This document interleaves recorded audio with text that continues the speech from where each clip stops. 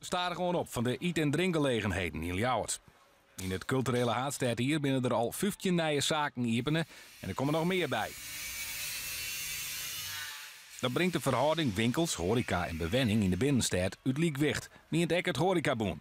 Het vrije ondernemerschap, dat is ook een heel groot goed. En dat moeten we ook met z'n allen in ere houden. En ik denk dat het de kunst is om te zorgen dat we met z'n allen dat evenwicht bewaren. En dat evenwicht af en toe uit balans raakt, dat maakt me wel zorgen.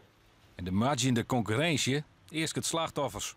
Ik zit hier nu 24 jaar en wij hebben het idee dat wij wat investeren moeten. En daar willen we best wel doen, maar aangezien het aantal horecabedrijven wat er al op meer bijkomen is, 15 stuks en het einde is nog net in zicht, hebben wij dus twijfels of wij dit wel doen moeten. Dus wij stoppen eigenlijk op het hoogtepunt, omdat wij bang zijn voor de toekomst. De concurrentie neemt daar, dat je merkt wel. Jawel, dat houdt je ook weer scherp. Dus dat is, elk voordeel heeft zijn nadeel.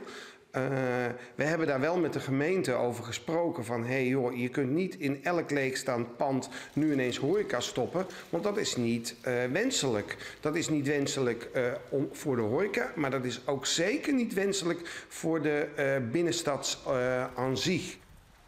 Want toeristen willen net alleen een stad vol eat- en drinkzaken. Ze willen ook winkelje, uitgaan of cultuur snuiven.